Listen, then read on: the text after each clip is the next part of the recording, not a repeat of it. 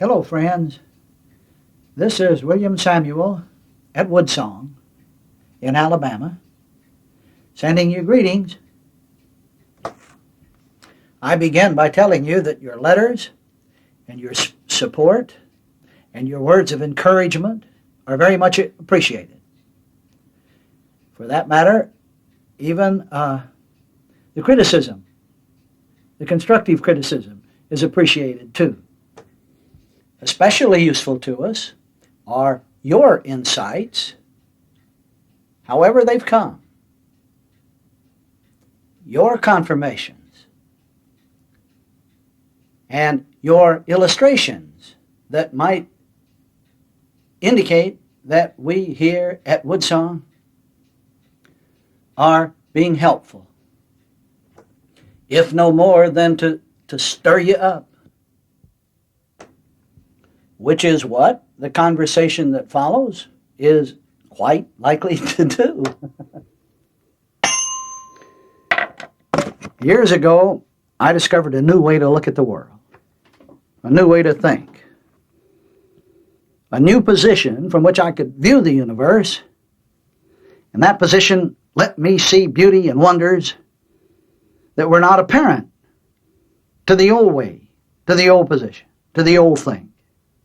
Well, now, this new way to think and this way to view the world seemed wonderful and marvelous to me. At the time it happened, I was absolutely certain it was virgin and pristine and that it had never before been seen by anyone. I've since learned that this experience is awaiting everyone, and it will for each come as it did with me, with the absolute conviction that it's unique and new.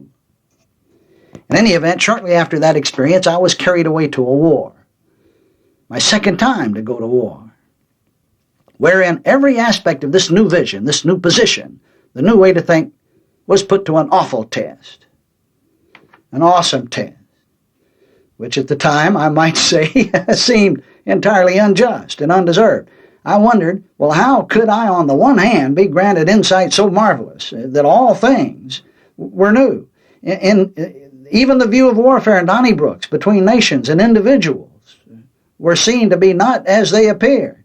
How could that be true? And then I am immediately, on the other hand, subjected to every humanly horrible indignity and deprivation that warfare at an infantryman's level can subject one to.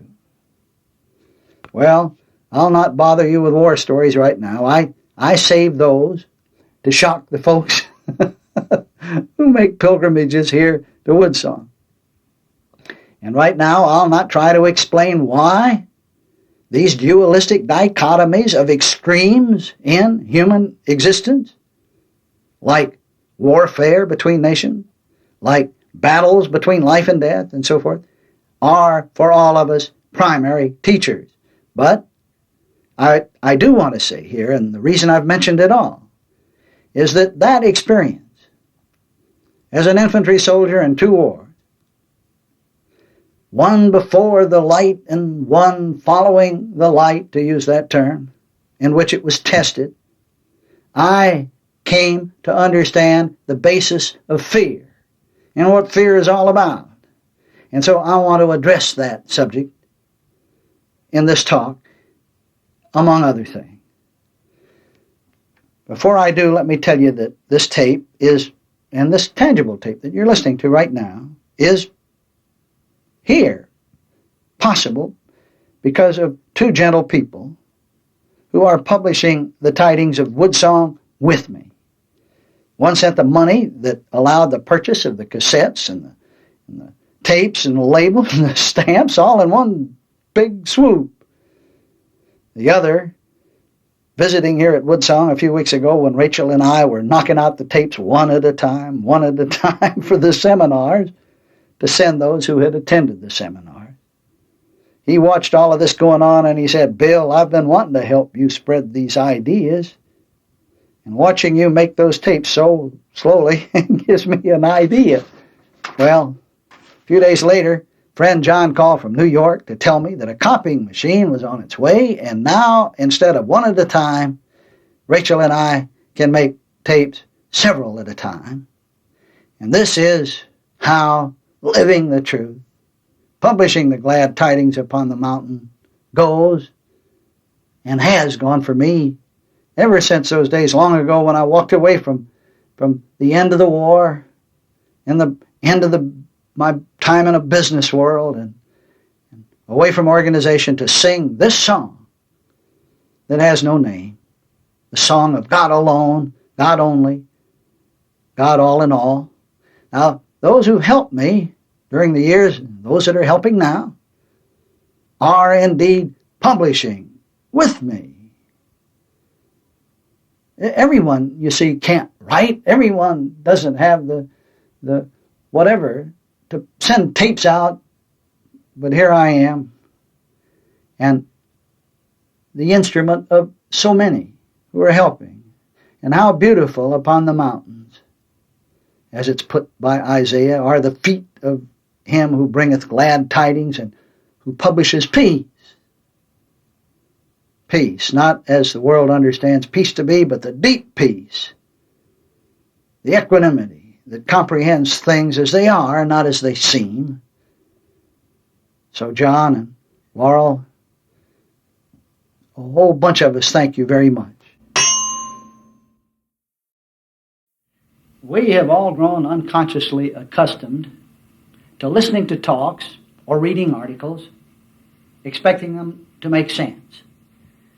There is no satisfying us intellectually if what we read and what we listen to doesn't make sense. As a matter of fact, to the intellectual nature of us, it seems absolutely ludicrous if a statement is made that doesn't make sense, that isn't reasonable and logical. I doubt if there is anyone within the range of these words right now who isn't listening, expecting it to make sense, to be reasonable and logical, hoping vigorously that it will make sense, and that it will be reasonable and logical, and therefore, quote, understood, unquote, as if understanding is limited to reason and logic and making sense.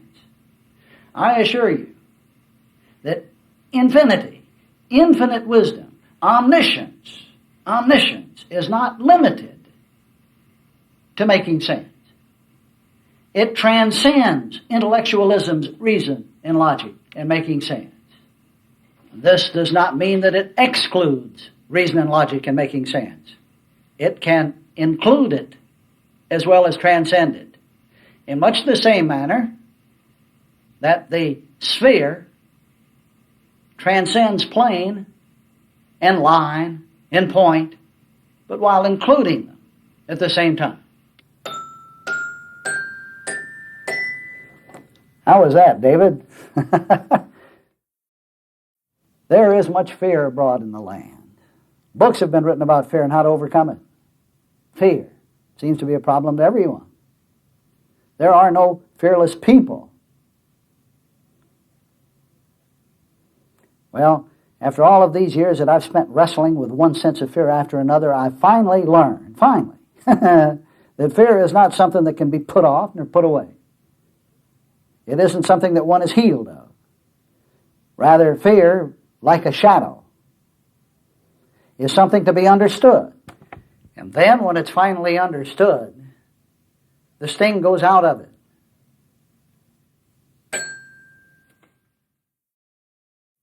Mortal mind is fear itself.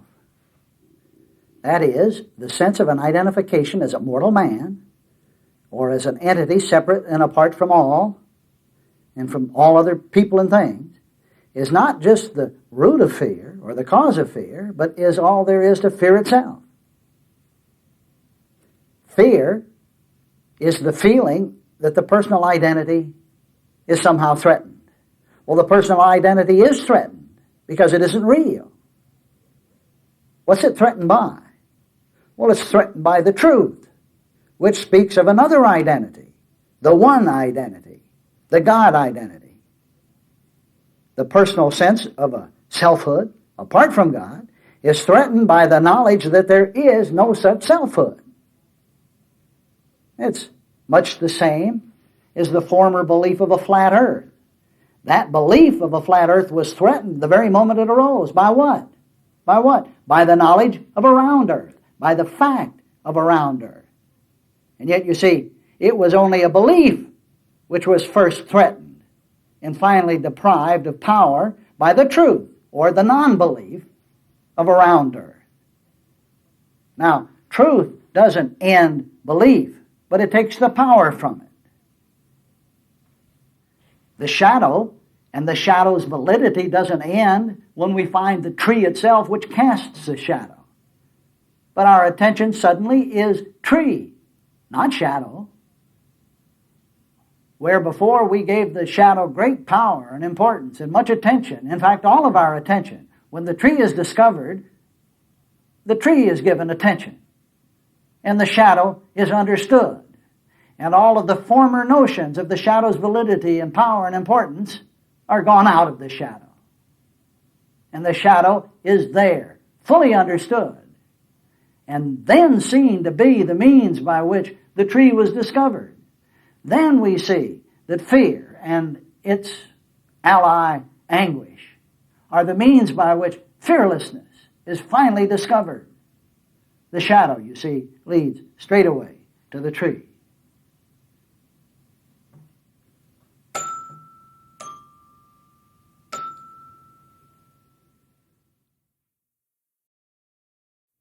The power given the belief of an ego identity, an ego, the power given it, is removed upon the recognition of the truth which reveals that God is the only identity in all the universe.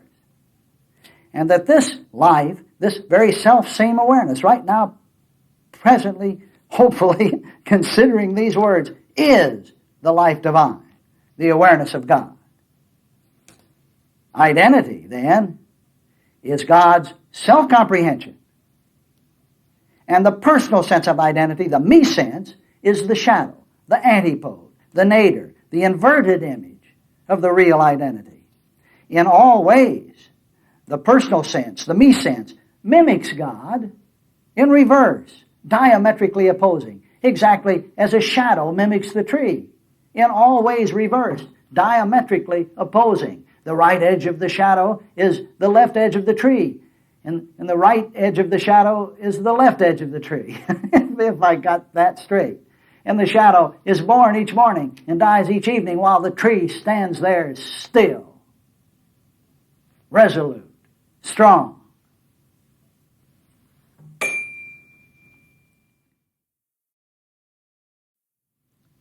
The one who searches for the correct identity, believing himself to be incorrectly identified, will never live outside the boundary of fear.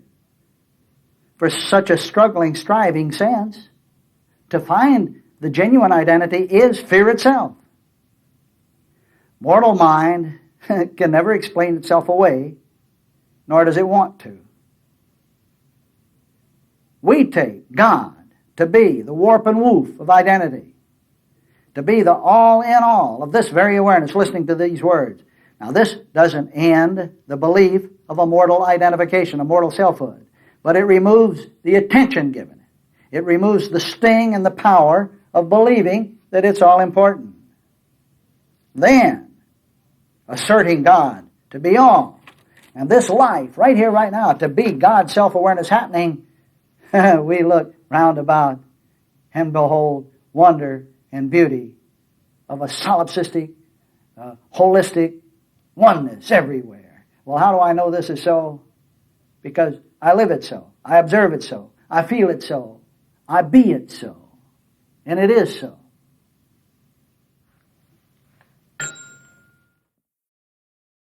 Well now, does all of this end the belief and dream of mortality, the belief and dream of material existing? Well, it does not. But the power of the belief is ended. Everything is seen for the grand purpose it serves, even the belief and dream. Belief to make the truth plain upon the tables. Dreams leading straight away to dreamlessness. Just exactly as the shadow leads straight away to the tree.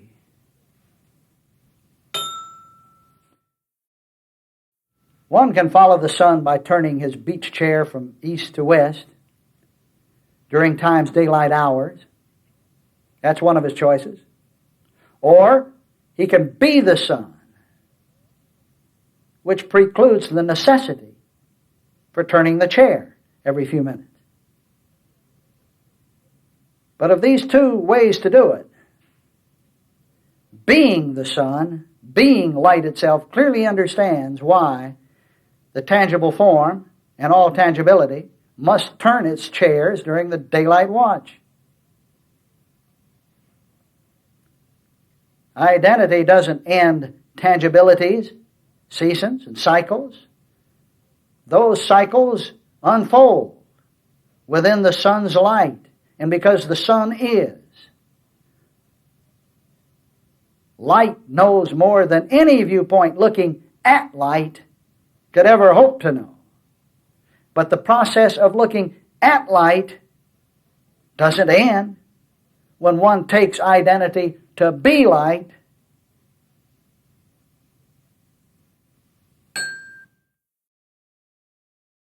There are a lot of folks who think that metaphysics, truth, is here to make a human life more pleasant. Well, they're mistaken. You've heard these words before. My peace give I unto thee. Great statement.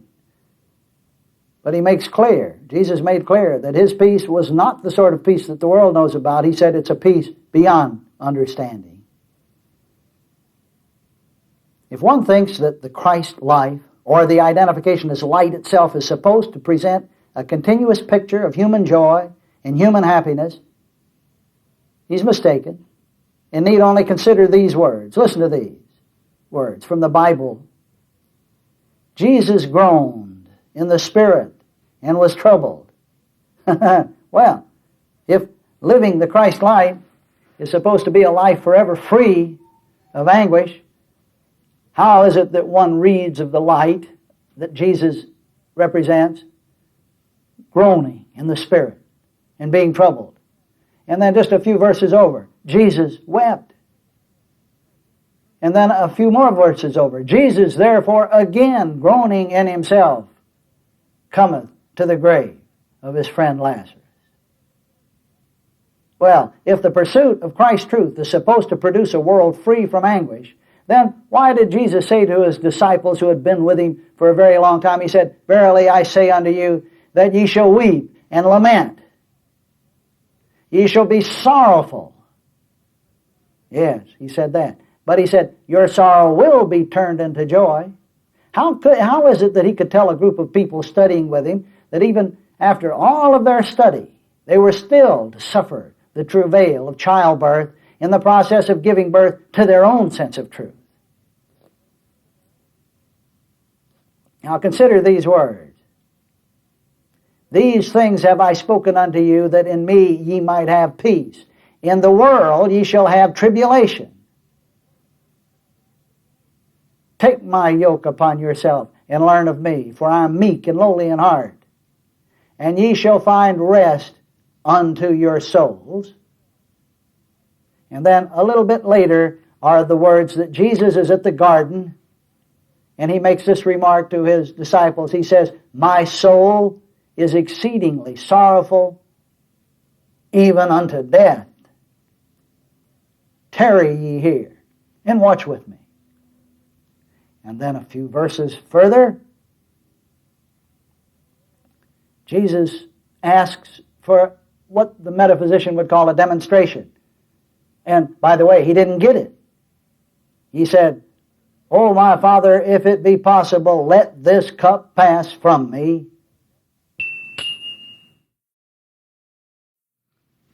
I've experienced a spate of passings on during the past year. All of them dedicated metaphysicians, each one of them troubled in ways that all are troubled in the presence of years, the parting of old friends, the approach of the grave.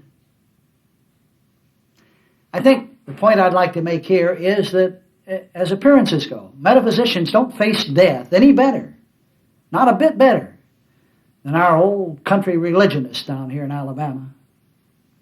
Oh, now, metaphysics allows one to make it through the young years and the mid-years better because there isn't a body consciousness, not so much of an ego concern.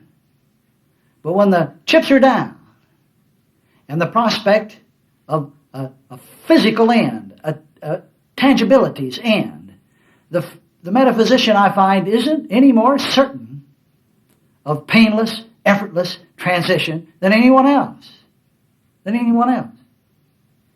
Well, consider the paranoia of Mrs. Eddy's last years. One wonders, at least I've wondered, if her frequent declarations of eternal life were spoken out of strength or out of weakness. She wrote on her last day of tangibility, God is my life, but who is this me who says my, and why was there still a sense of me in one supposedly so absolute? Well, I can answer that.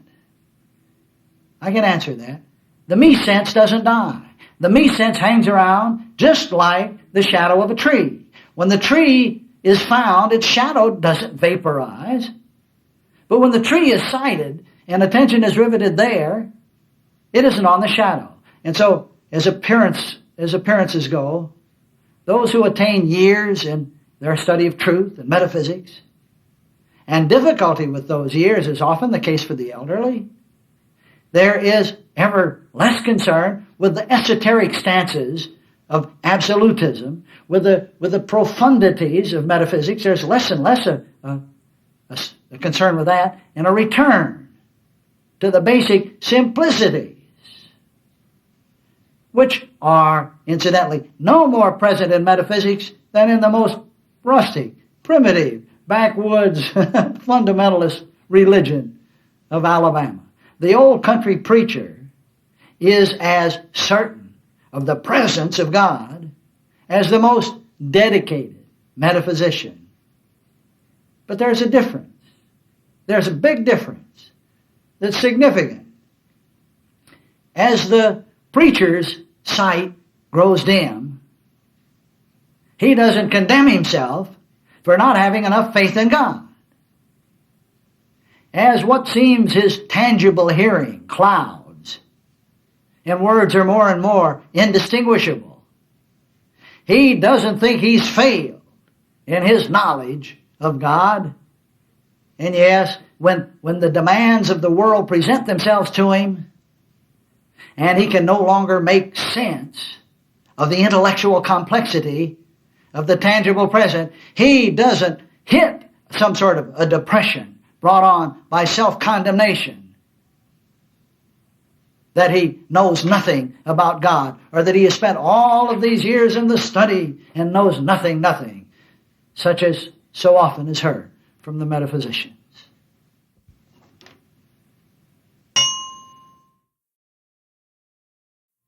I tell you, we come back home to simplicity, to a gentle childlike simplicity that is already spread over the whole face of the earth. We come back home to a gentleness of God presence that doesn't have to be consciously known, that doesn't have to be articulated with a lot of words, and doesn't have to be lived in any special set way. No pattern of praying, no pattern of going to church, no pattern of meditating. It's a simplicity infinitely more simple than that. It's a listening, a being, a listening to the still small voice within, to the divine imprint within, which is present right here, right now, to this awareness that listens, that is present here, as surely as it's present for the little birdlings out there that are ricocheting around this late April day, making nests everywhere, intuitively making nests, instinctively doing it, listening to a divine imprint with no knowledge whatever what the nest is for, that ultimately it will hold an egg. The divine imprint is already here as the awareness we are. The God imprint is all that's real here. And the child is here right now, doing nothing wrong, guilty of nothing, having made no mistakes. And that child is the awareness. The awareness that listens to these words, not the possessor of the awareness of these words, not the owner of awareness, but the awareness itself that listens, the life that listens.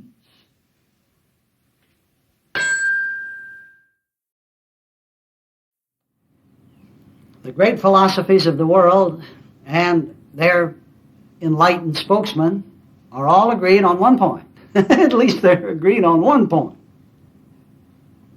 That point being that life is the nearest approximation to God, to deity, than any other human concept, or any other concept that humanhood is capable of recognizing. Further, the essences of all enlightened instruction that I know anything about, however it's ever been written, declare that God and God-life are synonymous. That God and God-life, this life, are one.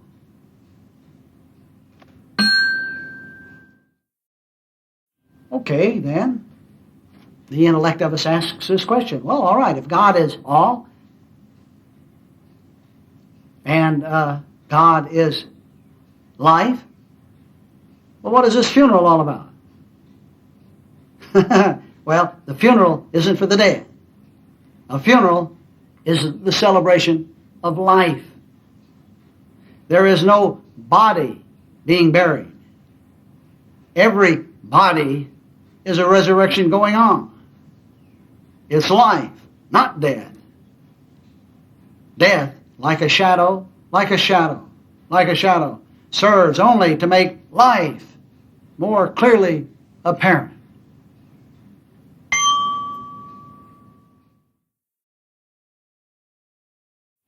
The birds are nesting all around Woodsong here. They're building their nests everywhere. Well, why are they doing it?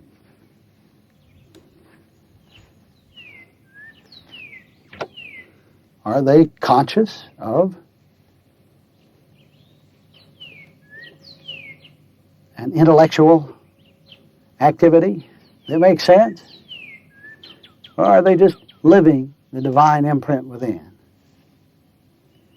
You know, Beethoven, we're told, heard wonderful melodies in his head.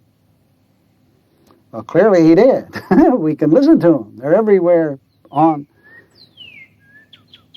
record now. But he'd hear a wonderful melody in his head, and then he did a very strange thing. He'd take a pitcher of cold water, and he'd pour it over his head. Then he would seat himself at the piano, and with his head dripping, he'd try to capture the mental memory of that melody and make it tangible. But now, why did he do this? Did he do it so that others could hear and enjoy the same mental memory?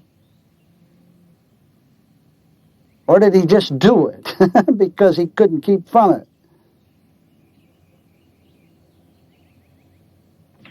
Well, it seems to me that the action done without motive is the action that's enduring. And the action that's done with grand motive in mind, even though the motive may be so wonderful as to help all humanity, isn't the lasting wonder that love just simply lived is.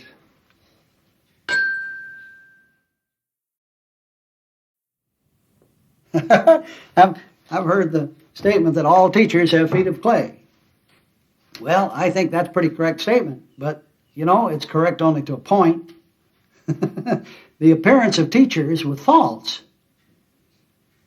that appearance is necessitated by the fact that one is being forced to discover the immaculate teacher within, wherein there are no faults. If we put value into something that has no value, the time comes when that mistake is discovered. And at that time, the external teacher appears to have feet of clay. If we've been putting great value in that teacher, suppose the external teacher, suppose that one has been shouting from the rooftops that the real teacher of eternal value is within. Within.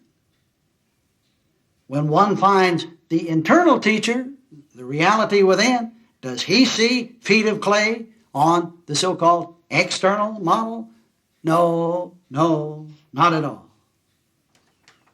The teacher within us makes one thing very clear concerning teachers.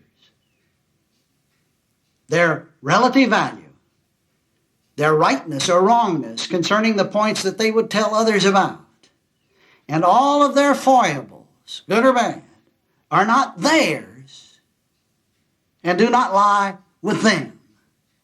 The teacher within insists, rather, that what appear to be their feet of clay exist solely in the intellectual view of them.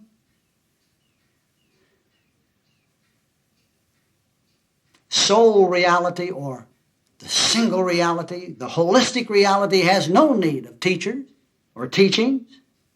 And where this is understood, teachers and everything else, all things else, are seen as images within awareness, as viewpoints within identity, each serving their purpose perfectly, perfectly, perfectly. And the one who would make this clear to us, the one who would dare make this clear to us within awareness, is usually the very one whom we would lash out at most mercilessly.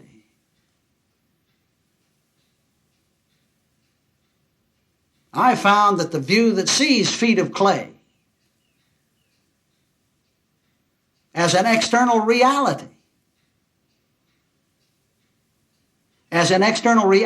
that would influence for good or bad, is the same view that sees cancer, that sees heart trouble, that sees death, and that feels anguish. Well, that seems like a hard statement. But what is being said here is that the responsibility for how others appear to us lies with us and not others.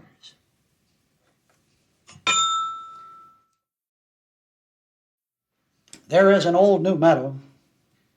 There's an old new meadow, and it's full of soft grass. It has flowers growing in it. And it lies just beyond the fence there. Flowers there, and children to explore them.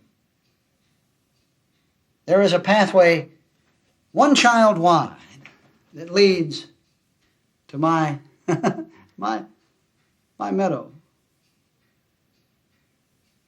It's only a blink away from the ordinary state of mind.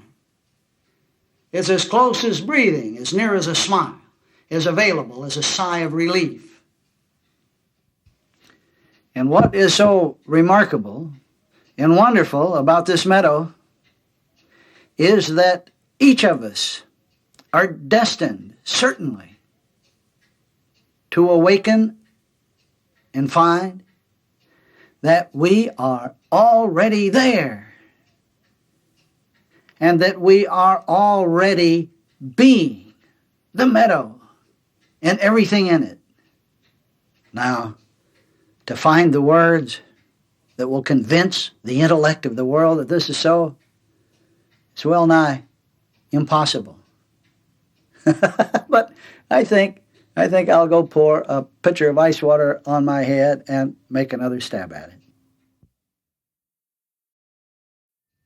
Over the years, I have been told by a lot of folks to go soak my head, especially the academe, especially the ministers, theologians, metaphysicians, who rely on the Bible as being the sole authority, or the primary authority, or the infallible authority. So like Beethoven, I'll go soak my head and come up with yet another way to indicate, if I can, that the Bible is not the ultimate authority. And I'm aware of the consequences of those words, especially in this society at this time. The ultimate authority is God. God within the heart of each of us. And the Bible is not infallible. The Bible is an intellectual presentation of words, albeit often aimed beautifully at the heart, and albeit many times making reference to the holistic God within, no less than the Christ light itself announces that the kingdom of heaven is within and without.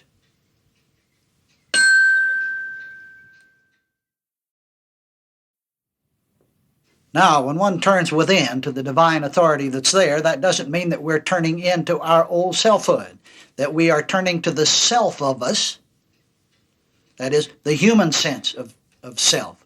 There is no salvation in that. The heart within is the ultimate authority only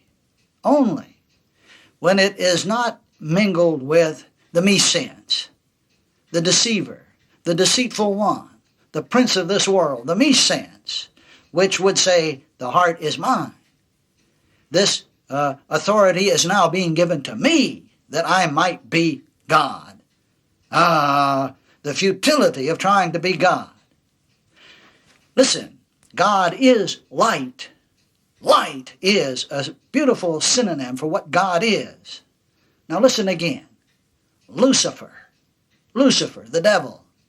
The word Lucifer means the bearer of light, the one who carries light. And that Lucifer was thrown out of heaven, damned to an eternal darkness. Lucifer is the idea that we are the bearers of life. Lucifer is the idea that we are the custodian of this awareness right here, right now. Never was there a bearer of life. Never a bearer of light. We are life. We are light. And we let go the Lucifer, the deceitful nature of us that would say, this is my life to do with as I please. This is my destiny to live as I choose. We let all that foolishness go just to be life, to be the light that is the Godhead shining.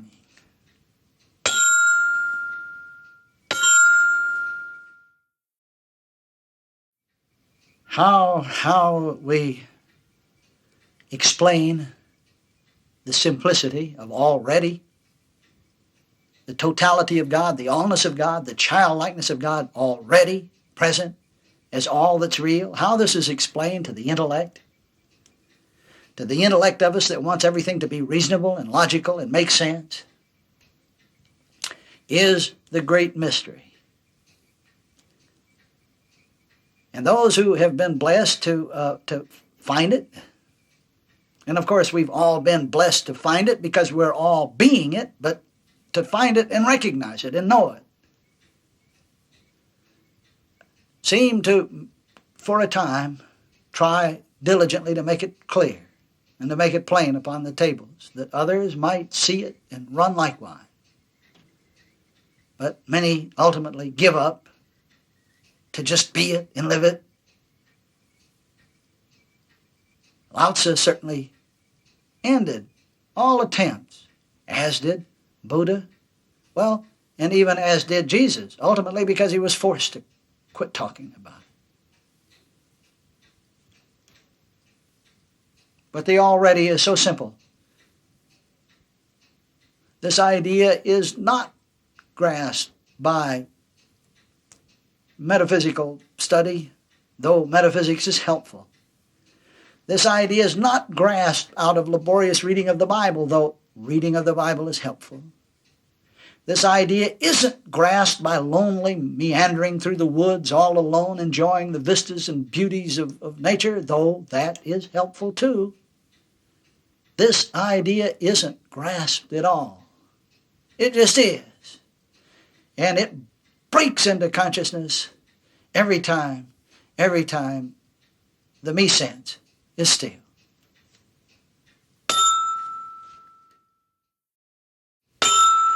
The gnosis lives. I tell you, it still lives. The Gnostic idea is very much alive. It has never gone away. In the early days of the formation of what we now call the Christian church, the Gnostic idea was not understood in exactly the same way that at this moment, at this instant, the intellect of us has an impossible time understanding the heart of us. Therefore, the Gnostic idea was called heretical. Its followers were heretics, and they were drummed out of the church. But the idea lives. It preceded the formation of Christianity. It will follow all philosophies. It will live forever, the heart of us, fully understanding all there is about churchdom. And you know, this is the interesting thing. The intellect of us doesn't understand the heart at all. Yet the heart of us understands the intellect to the hilt, completely, fully, totally. The gnosis, or the Gnostic idea, or the solipsistic idea, the heart idea, fully understands the human need for organization. It understands it completely, to the hilt. Yet the organizational idea, oh, cuckoo, says the organizational idea. The organizational idea doesn't understand the non-need for organization. It can't understand the heart idea, the gnosis, the knowledge that light already is the fact, and it will never understand it. Yet, understanding and not understanding are two that are one. And it is both ends of that dualism are transcended by wisdom, infinite omniscience, which is the warp and woof to all that we term intellectual knowledge and all that we might term heart knowledge.